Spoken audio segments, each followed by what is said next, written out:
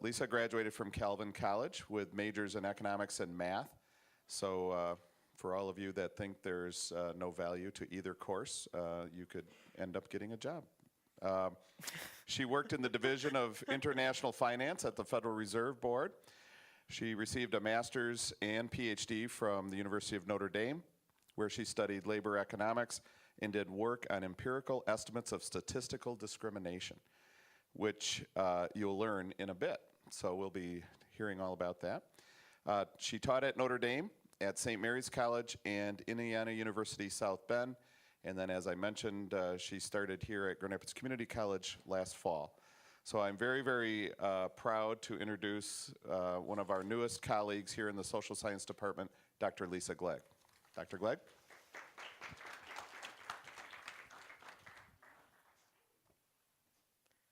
I think I should ask for an introduction before every class. That would be fun. So today I'm going to be talking about the Economics of Anti-Discrimination Law. And when I was asked to speak at this race and ethnicity conference, there are a lot of different things that I could have talked about. But what I wanted to give is sort of a glimpse of how do economists think about these things. So this is a bit of a case study for us today in looking at how do economists look at choice in the context of anti-discrimination law. Those of you that have taken economics or in my class now know that economics is just about how people make choices. And so now I've got to look and see how do we apply this to a pretty complicated problem that we have, and how do we look at the government's role in being involved in this. So I was just on the website for this conference, and I noticed, I think it was last year, someone gave a talk on post-racial America. And in the last year and a half or so, there's been a lot of discussion about whether or not the United States is now a post-racial society. And should we be able to give up things like anti-discrimination law? If a biracial man can become president, then why do we need any sort of law to help people get to where they want to be? So it's been an interesting conversation, I think. I'd like to introduce you to another conversation. So this was after a Supreme Court decision, I'll tell you the year in a minute, where we were talking about the burden of slavery being put off of people. And then Justice Joseph Bradley was writing for the majority when he said there must be some state in the progress of his elevation when he, meaning the former slave, takes the rank of mere citizen and ceases to be the special favorite of the laws. So basically saying, all right now, you've made it. When are you going to stand on your own 2 feet? Any guesses as to what year this was?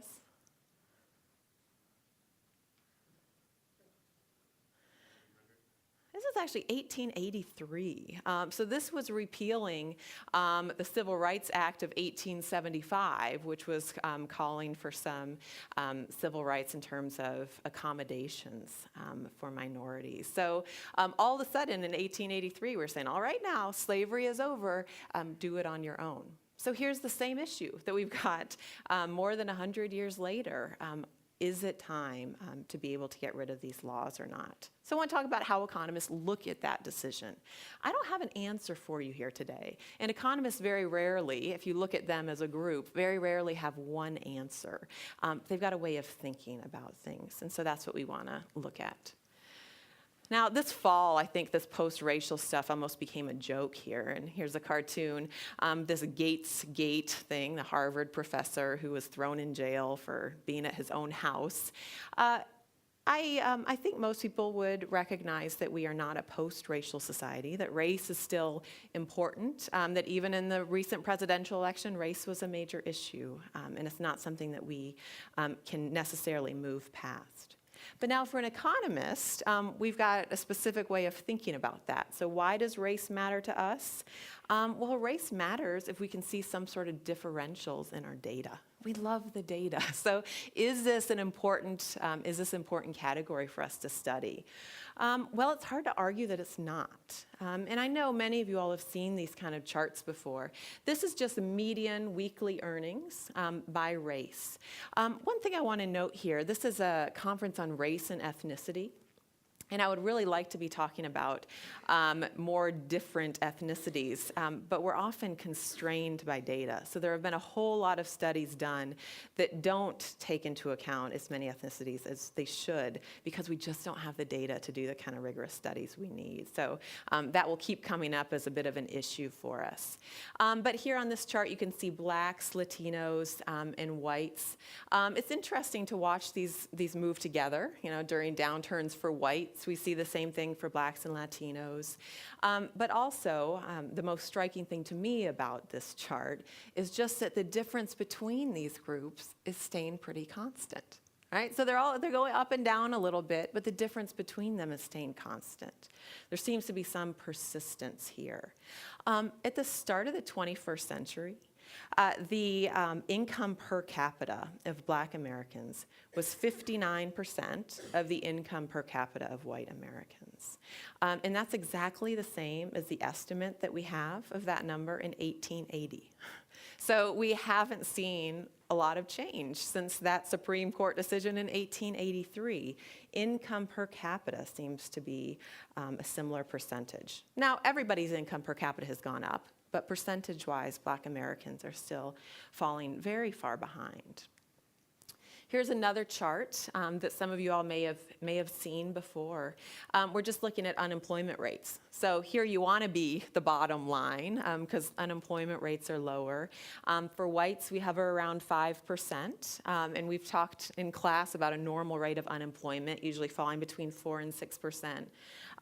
Blacks are rarely even close to that rate. So there's huge differentials here. Now, this doesn't imply discrimination. This doesn't say there is discrimination in the labor market, but it does say to an economist that race isn't something we can ignore, that in every study we do, every regression of wages, which we'll talk about soon, we've got to take into account race, because these are big and significant differences. So something's going on here. But we don't know that it's discrimination, because this could also be based on differences in productivity. So that's what we've got to flesh that out a little bit more. All right, so I kind of want to walk you through how do economists attack an issue. Now, the first thing they do to attack an issue is think about economic theory. So how can we come up with some kind of model of the way that we think this works? And then we'll try it out. We'll look for some empirical estimates and see what we can find here. Now, economists had never talked about discrimination until 1957. And this really interesting guy by the name of Gary Becker wrote a book in 1957 called The Economics of Discrimination. Gary Becker's still at the University of Chicago. He's won a Nobel Prize. And he's known for these very almost simple models of these rational, utility-maximizing individuals. And here he comes up with this model of discrimination. And again, for economists, it's just about choices. So he's saying, what is discrimination? Well, it's a taste for racism.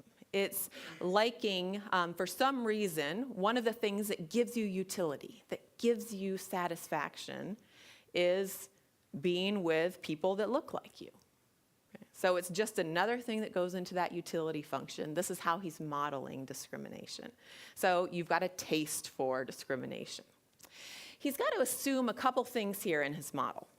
The first thing that he assumes is that the labor market is competitive. All right, now most of you have studied competition. We haven't looked at labor markets yet, but we've looked at perfect competition. And in perfect competition, what do you pay for a good? What's the price equal to? The marginal cost, right? It's what it's worth to you.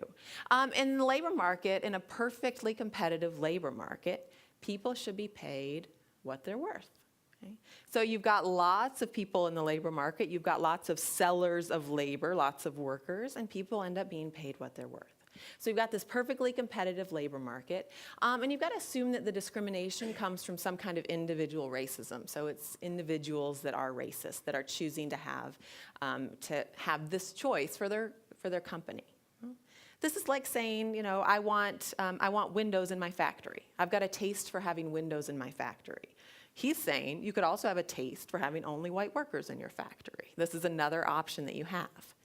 Now, Becker's model has some very interesting ramifications. The first is that employers are going to be hurt by this. Now, he was trying to model the US South, where there was clear discrimination. Nobody argued that there wasn't discrimination in the US South in 1957. But what we saw is black workers being hurt. And this is true in this model. So some firms don't want to hire black workers, which means the demand for those workers falls, which means that their wages will fall.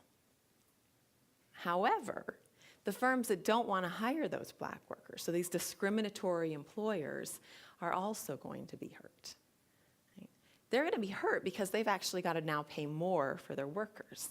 They've got to pay a higher wage for these white workers.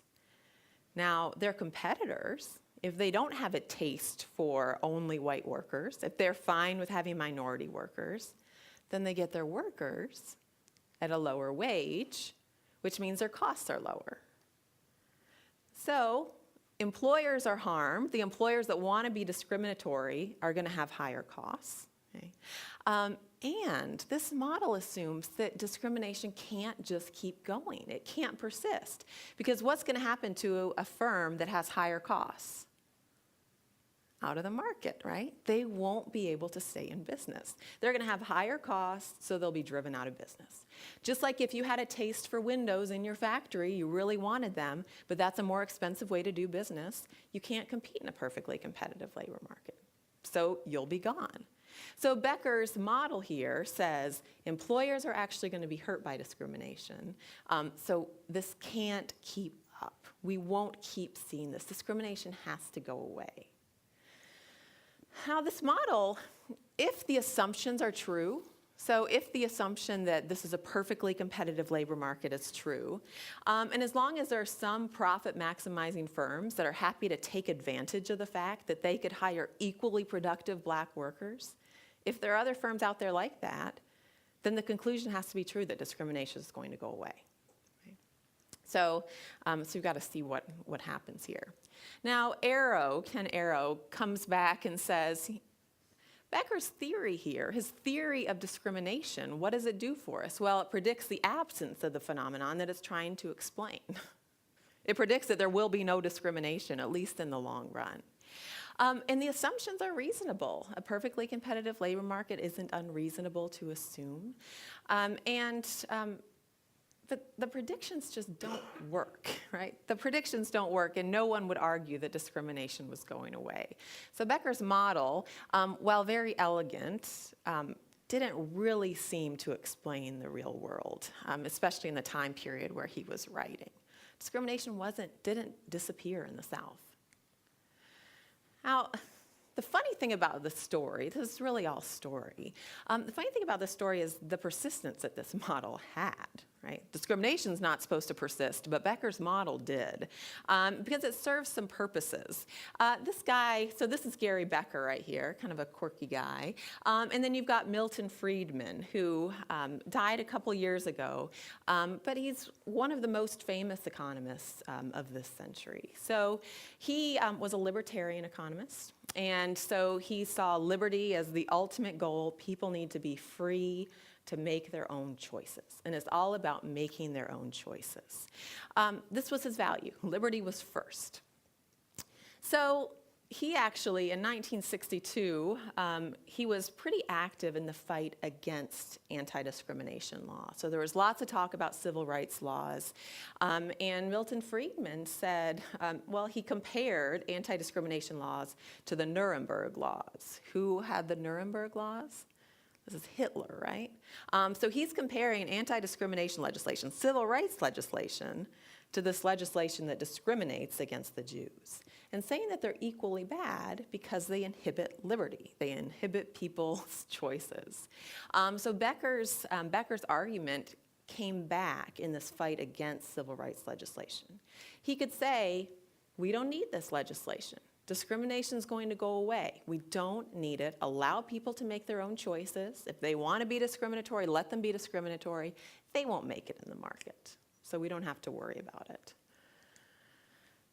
Now, there's a second model that economists came up with, and Becker actually talked some about this too, and some others developed it further. Instead of having this employer discrimination, you could have customer discrimination. So if your customers preferred to be waited on by a white salesperson, then it might be rational for you as an employer to choose to have white employees because you will get more customers. So this could be a rational way of making choices.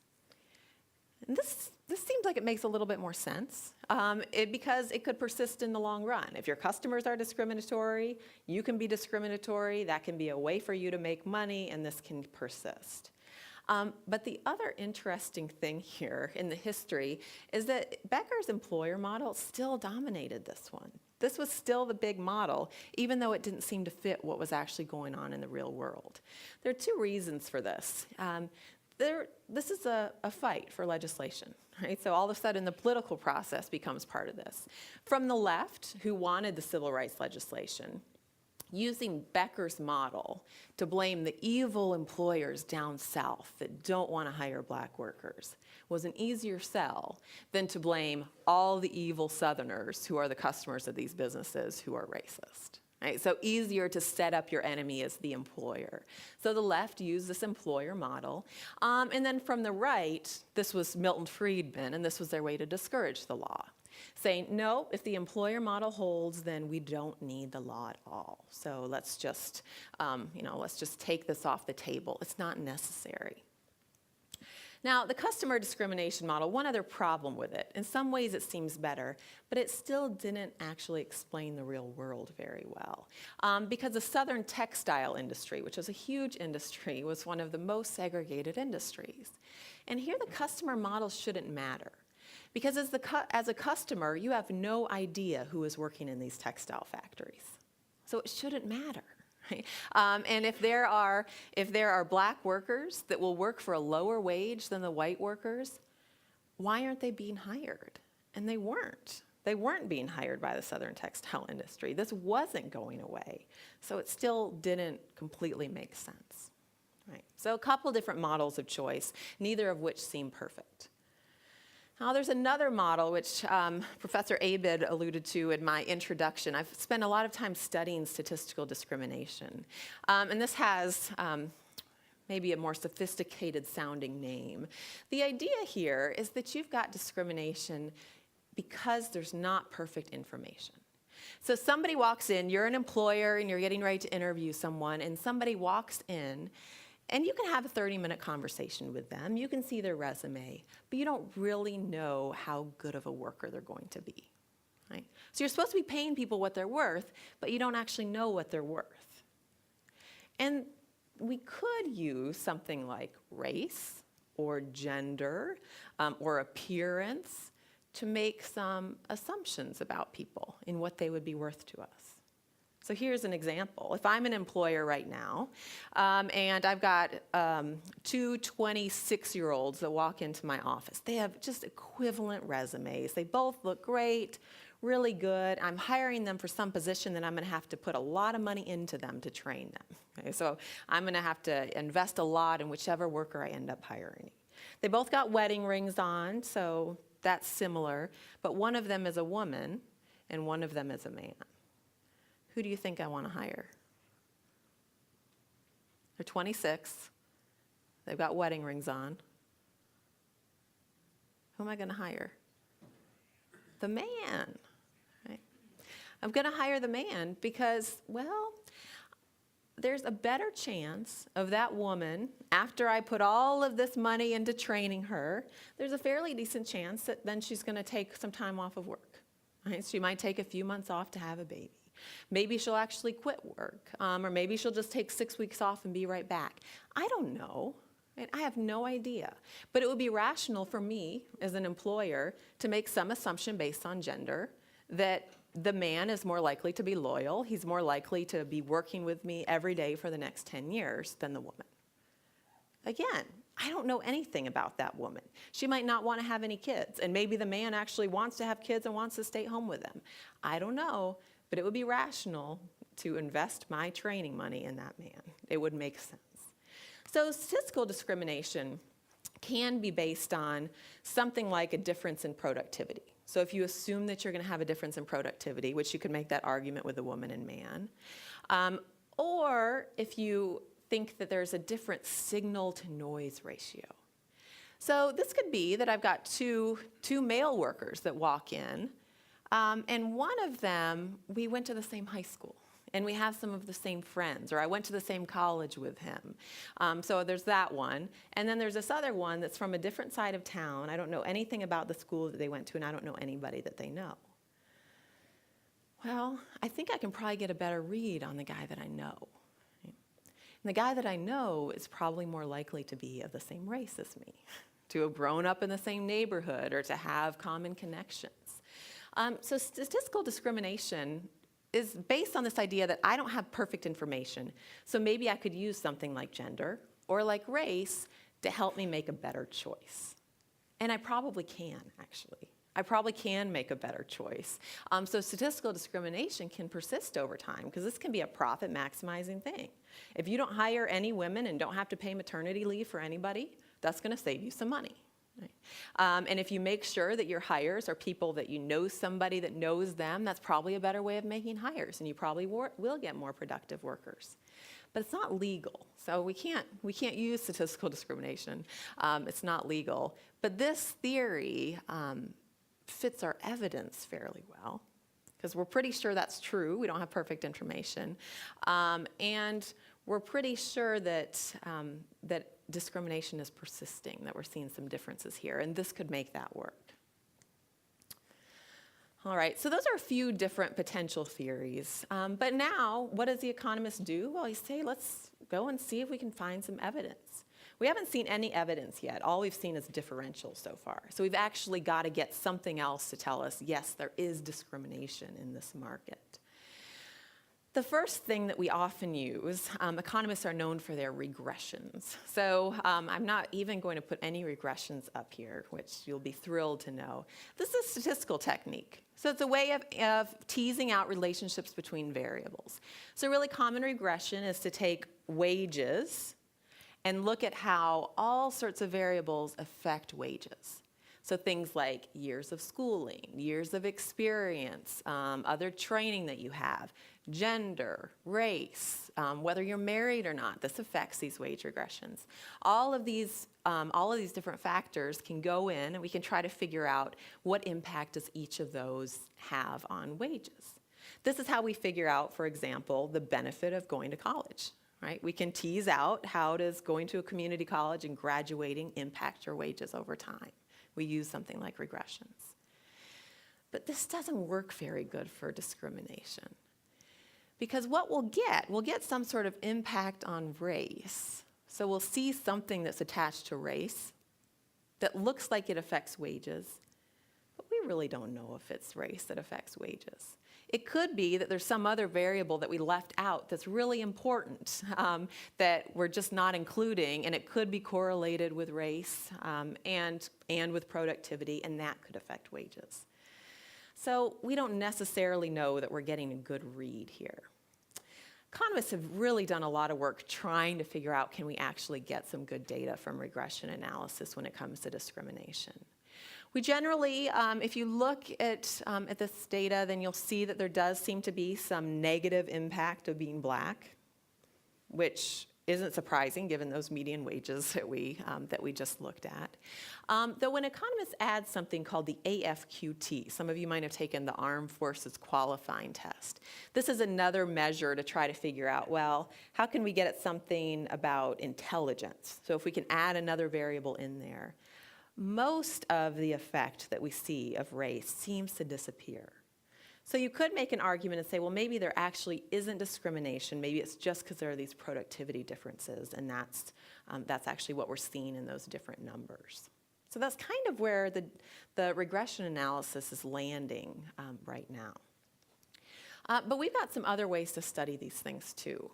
And these are kind of fun. So every once in a while, economists actually, our big data sets fail us, and we've got to figure out what's some sort of original way that we can figure out how people are making choices, that we can try to figure out what exactly people are doing. And in the discrimination literature, we do something called audit studies. There have been a lot of audit studies where economists, they get some summer funding, so they employ some undergraduates to be their research assistants. And they send these undergraduates out to restaurants to pretend to apply for jobs to try to figure out who's actually going to get the work, right? Are the minority students going to get the work, or the white students going to get the work? There are always problems with those studies because you can't necessarily isolate the effect of the actual students that they're using. Right? So maybe there's actually a difference between the way these students carry themselves, or how they shake a hand, or how they answer questions, and it might not really have anything to do with race. So Bertrand and Melanathan in 2004 came out with this study that's actually gotten a lot of press, as sometimes economic studies do, but this is one of the rare ones, actually a really good study that gets a lot of press. It's got kind of a fun name here. So are Emily and Greg more employable than Lakeisha and Jamal?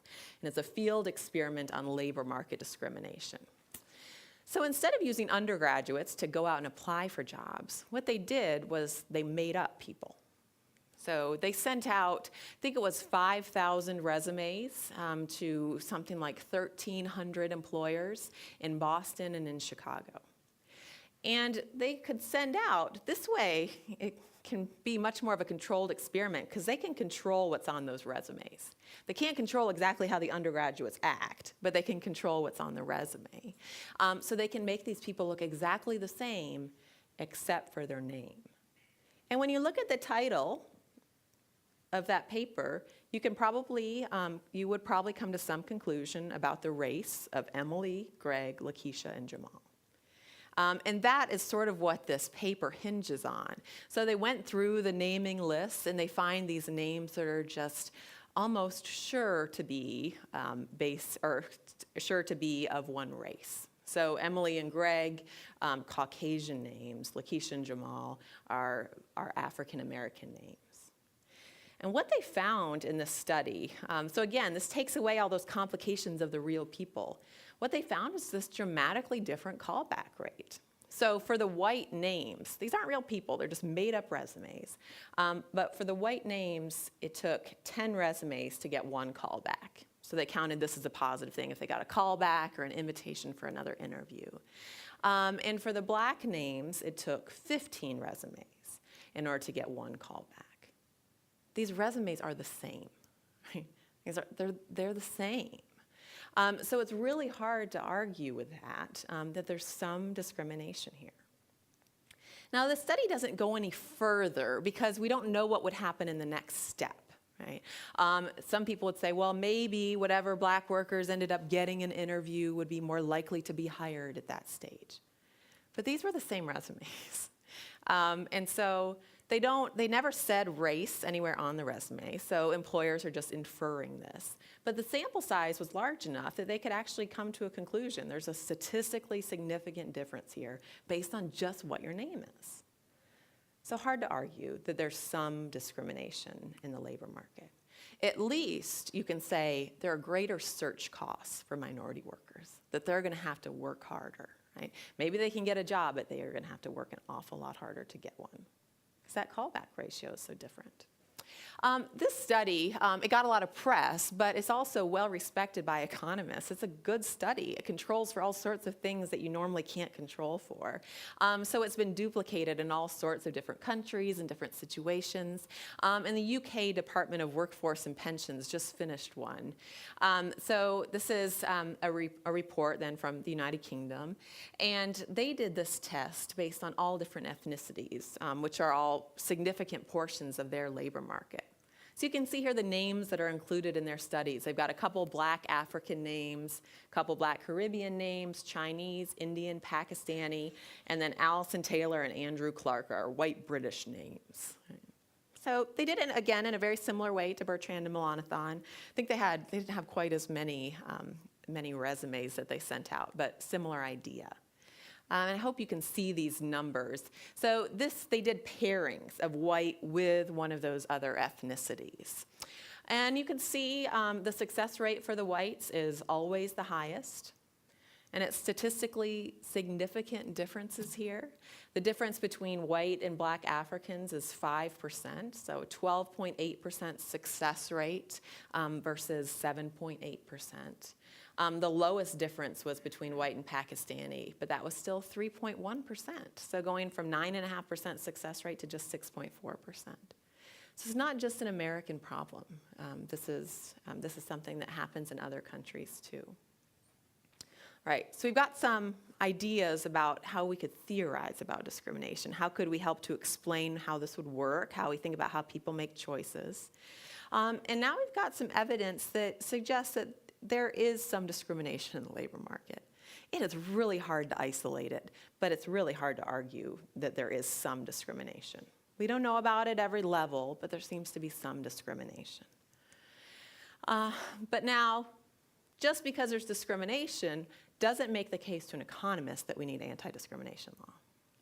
So there is discrimination, but now we've got to make a case that there's a market failure.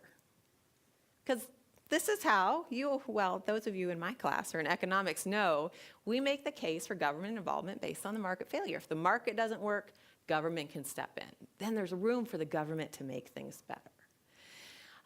Now, this is, and I bring this up because Milton Friedman said there is no role for the government here.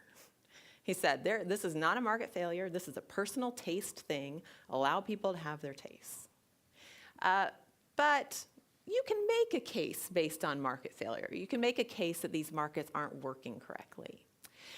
The first market failure example here is what we call the self-fulfilling prophecy. And this is based on the statistical discrimination literature. So the idea is, if you're going to walk in, if you're a black worker and going to walk into an employer, and they're going to assume that you are less productive than you are, because based on your race, that might be a rational thing to do, well, then you've got less of an incentive to further your education, to invest in human capital. So if you've got less of an incentive to invest in human capital, you're going to invest in less human capital. You're going to change your decision because you expect to be discriminated against. And that's a market failure. It's a problem. We've also got some externalities. So externalities are side effects of our decisions. So you make your own decision about, for example, whether to go to college based on your own costs and benefits.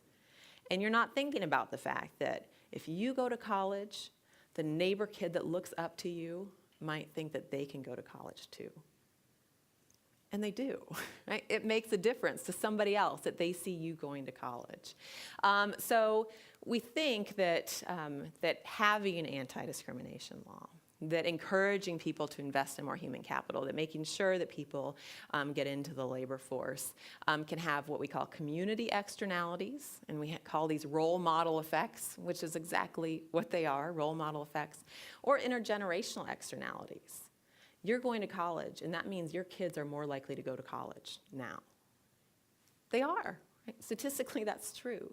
So there are these positive side effects, or positive side effects of choices that are made that might make anti-discrimination law make sense.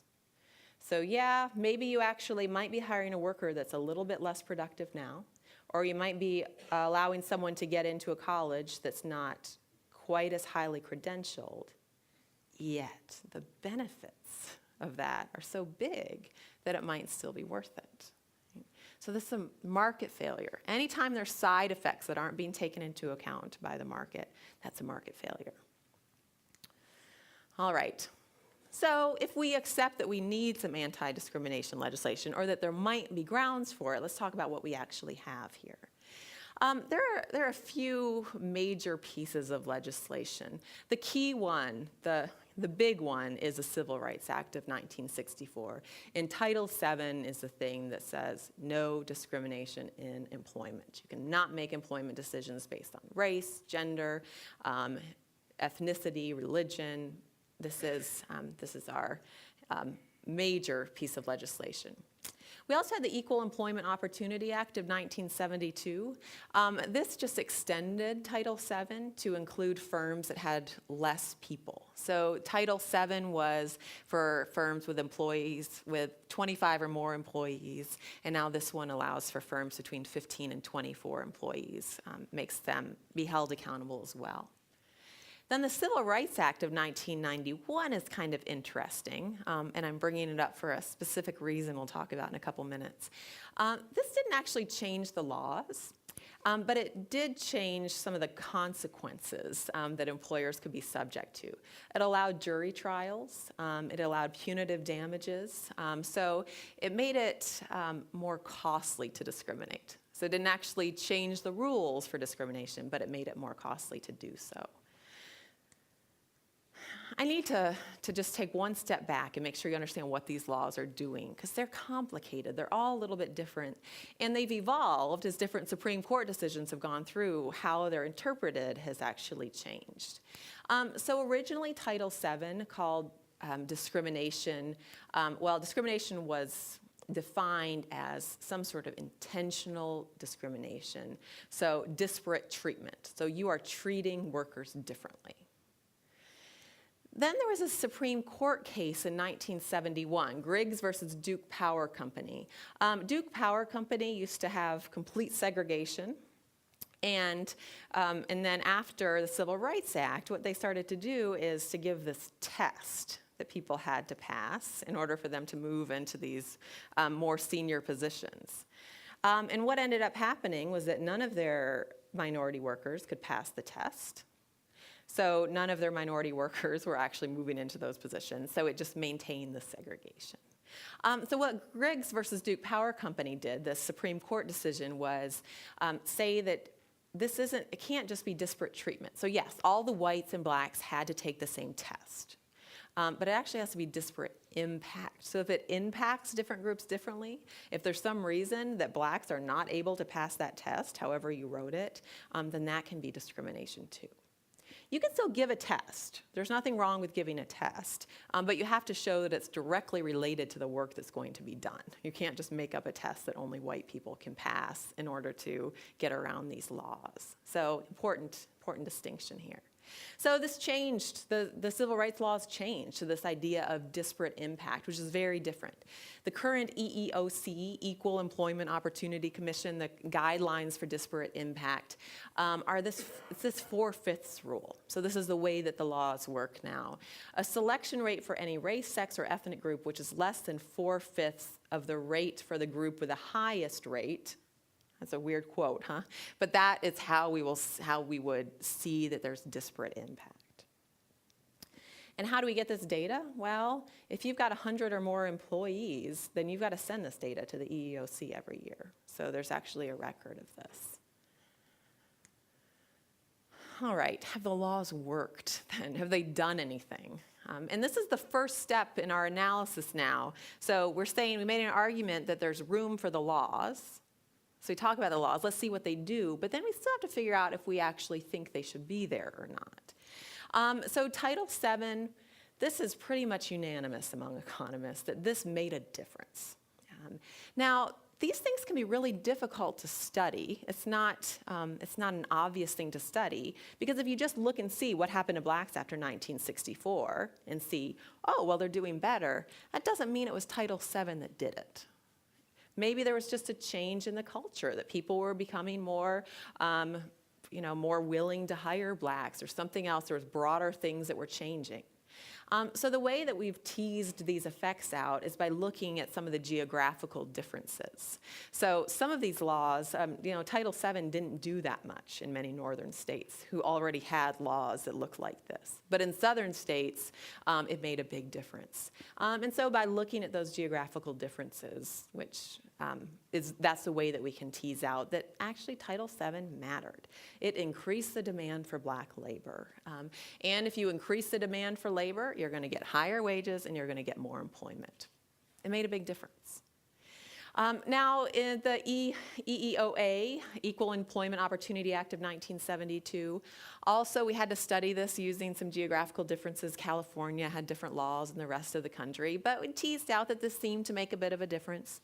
Not nearly as much as 1964, because all it did was extend that law to those smaller firms, but did make a difference. Now, 1991, and the main reason I wanted to bring up the Civil Rights Act of 1991, because it shows again what economists do. We look at the consequences, right? When we think about how do people make choices, what will be the impact, what will be the consequences, what will be the unintended consequences. Now, remember the Civil Rights Act of 1991 made it easier to sue, and it made suing much more costly for the employer, so it could be much more expensive. So what we ended up seeing was actually not much of an impact on employment. So we didn't see a big change in the demand for black labor because there wasn't really anything that changed in those laws. But we did see some unintended consequences. Firms knew it was expensive to fire black workers, or could be expensive to fire black workers if they could prove that there had been discrimination. So you want to avoid that at all costs. So firms started doing other things to get around that. One of those was, all right, well, we're not going to fire anybody. We will use layoffs instead, because a layoff, you can't be prosecuted for laying off workers, because that's different than firing. So there were just changes in the way that employers made decisions based on these laws. You always have to look at the consequences and the unintended consequences. So 1991 probably didn't do a whole lot for minorities at all. So this cartoon says, well, keep your resume in our files just in case affirmative action becomes fashionable again. And this is another important thing that is really difficult to deal with, is that even when some of these laws don't change, the enforcement of them can change across years, particularly with different presidential administrations. So even if the laws stay exactly the same, if you cut funding and we lose all of the people that would prosecute these things, then all of a sudden employers don't really have the same sort of drive. They don't have the same concern that they might be prosecuted, and this can really change. There's been, in the last 20 years, there's been a real erosion of a push for these laws, and a lot less work from the federal government on trying to enforce them. So that's another thing we have to take into account. All right. So we think we made a case for having that there could be room for laws. And we see what these laws have done. But just because Title VII had an impact, or the 1972 Equal Employment Opportunity Act did something, still doesn't mean that the economists would argue for it. Because how do we make all decisions? It's weighing the costs and the benefits. So what are the costs and the benefits of these laws? So that's the next thing that we've got to look at. Now, these costs, this is a lot of economists have gotten tenure by studying these things. There's so many different issues to try to figure out here, and it's hard stuff to get to the root of. You don't know how people are making their decisions, so it's really difficult to flesh this out. But Newmark and Holzer are well known for their work in looking at the efficiency of, and they talk about affirmative action specifically. Now, affirmative action is one type of anti-discrimination law where employers have to do something proactive. That's generally how we define that. So Newmark and Holzer find some pretty interesting results. So they actually do find that employers that are subject to affirmative action laws, you'll end up with minority employees whose credentials don't look as good. Okay? So they actually will find workers that on paper might look weaker. So this could be concerning. We could think, well, what are we doing here to our firms? But then when you look at the productivity, they're finding no impact. So maybe on paper, these minority employees might look weaker, but they don't seem to be weaker employees at all. And this is one of the efficiency concerns of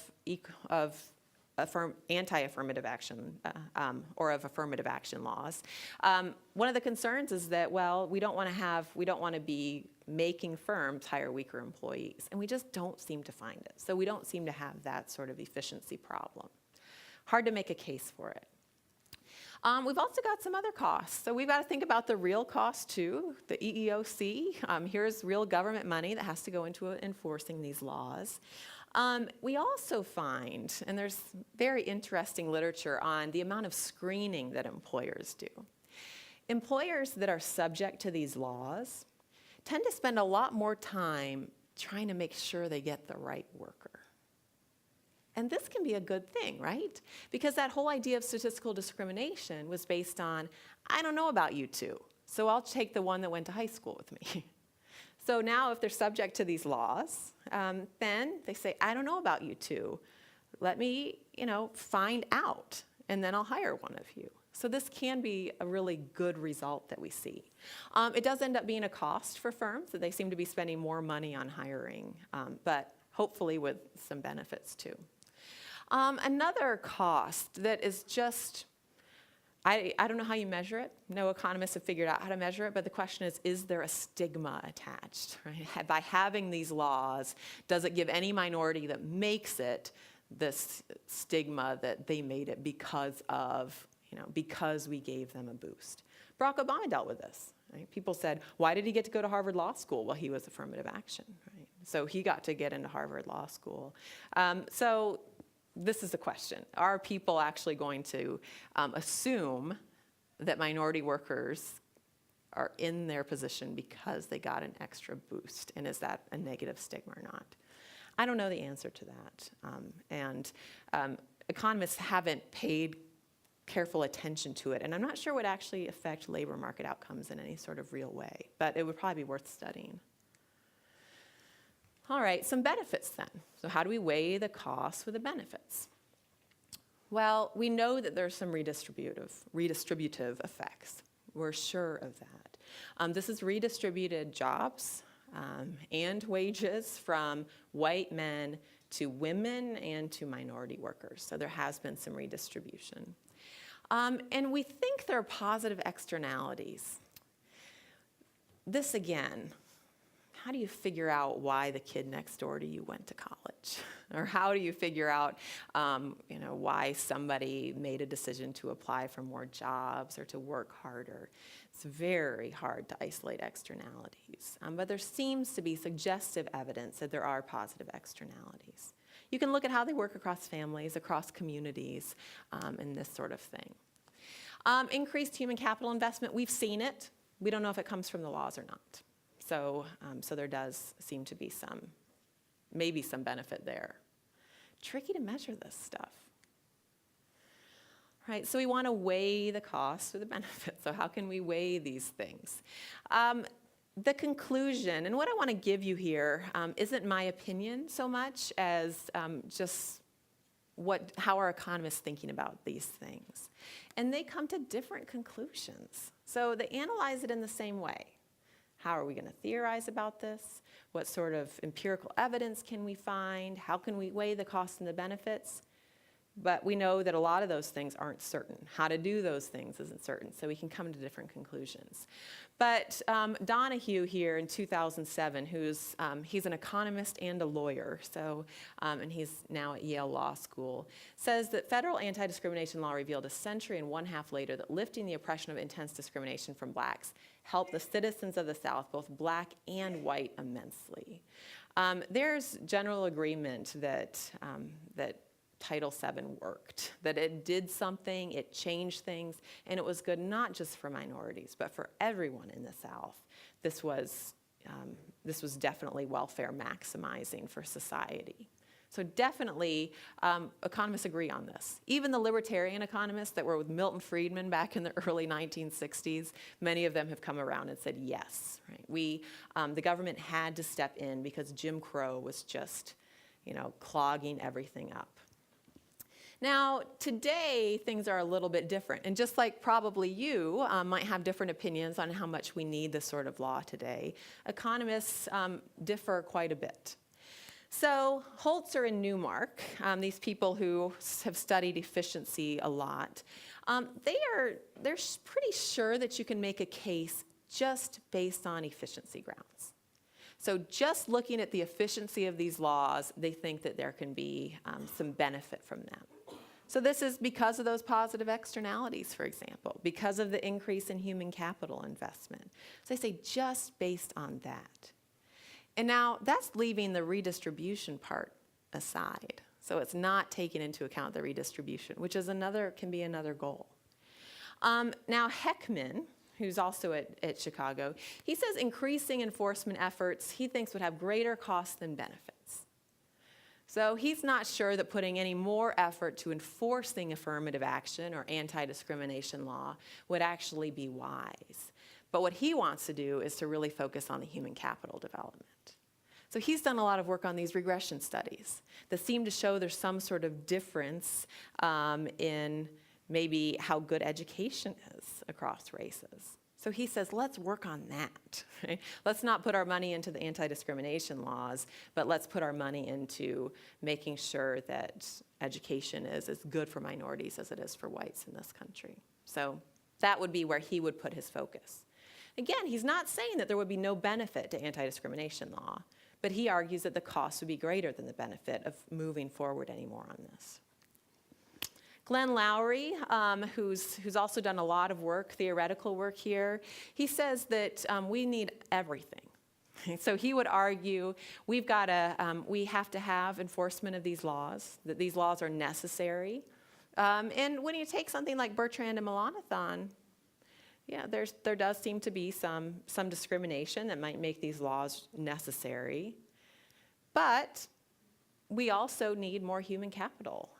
We need to make sure that we're investing in the human capital of all of our citizens. So he'd really focus for all of those, on all of those things.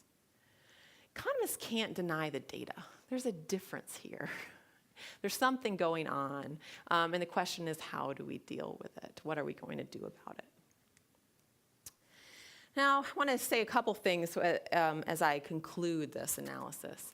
So the Supreme Court in 2003, a lot of the most recent work on affirmative action has been looking at higher education.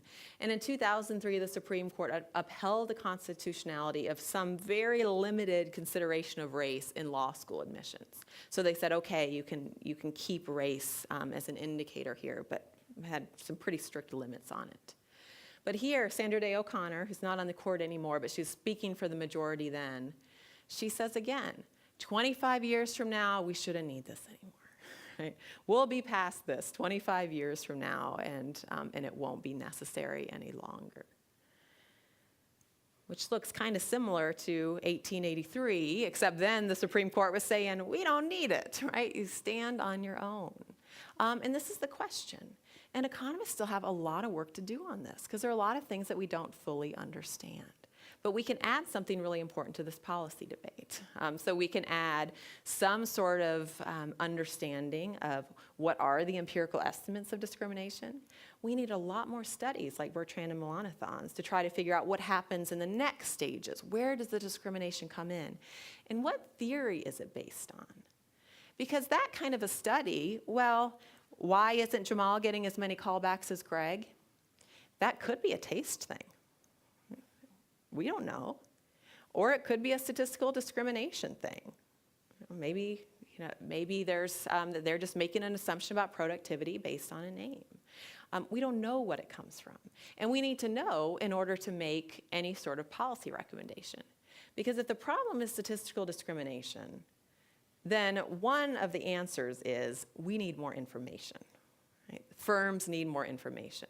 So encouraging firms to get more information, maybe requiring firms to get more information might be a good way to go about this, if that's where the discrimination is coming from. If it's just a taste thing or if it's a customer thing, we've got different work to do. There's a different role for the government. It's a different solution now. Let me mention what's happened in India. India's had an interesting experience with affirmative action. They've had this caste system, and the Azhava, I'm not sure if I'm saying that right. That caste has displayed quite a bit of upward mobility, so they're doing really well, and this used to be a despised caste. And so now some people, especially younger people in this caste, I think that didn't experience the discrimination themselves, are saying maybe we don't need this affirmative action. Maybe we don't need this additional boost anymore. But what we have to notice is India, since 1950, has had these affirmative action laws in place. And the more progressive areas of India have had it for 100 years. So they've actually had 4 generations of affirmative action, and now they're feeling like now it might be a time. We haven't had affirmative action for 100 years. In 1883, we got rid of that civil rights law, and all that did was give some sort of, or stop discrimination in public accommodations. We didn't have the civil rights law until 1964. So we've had one generation really that has come through this. So this is a question too that we have to answer. How long does it take? Right? How many generations do we need here? And I think that it's hard to argue with these audit studies that we're not done with this work yet. That from an economic standpoint, we are not a post-racial society, and we can't find any evidence that we are, that this is something that employers ignore or that workers ignore. So we've got a lot of work to do. I'd be happy to take some questions if you have them.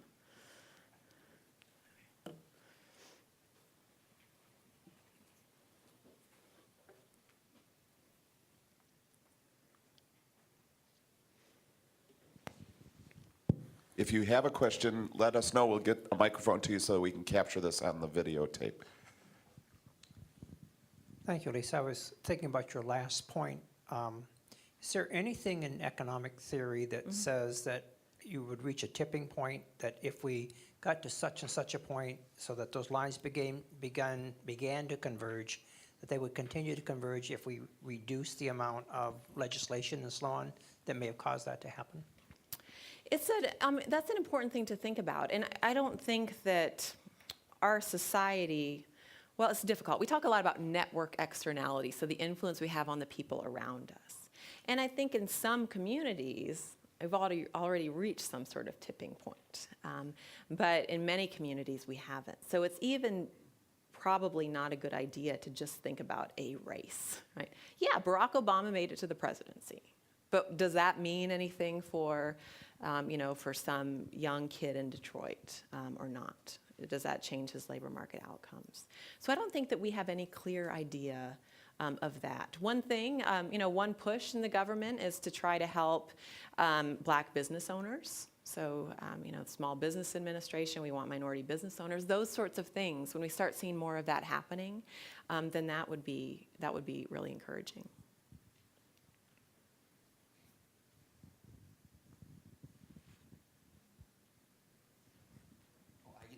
I have a question. All right. I have a couple actually, but I'll just stick to one. In Michigan's recent anti-affirmative action efforts, Right. rarely was the discussion as logical and as scientific as what you put up there.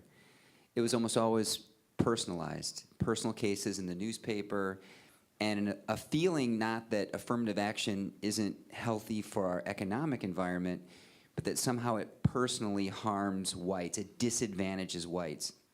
And within, as you mentioned, just a generation, it's always baffled me how people can come to those kinds of conclusions, that not only has it ceased to do what it intended to do, but it's actually tipped in the opposite direction.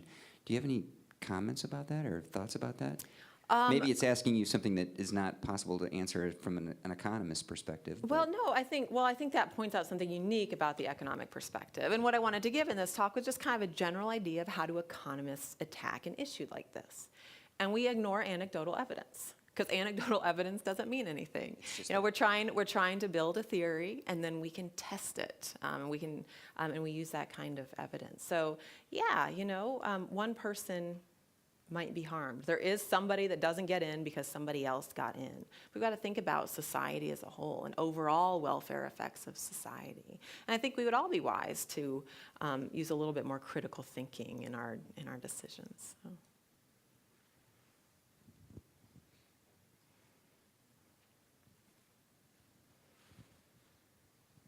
Any other questions?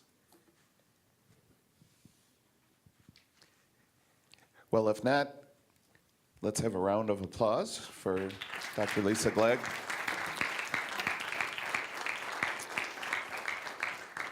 Thank you for showing us how economists think. And for all of you in economics class, this is how you need to start thinking.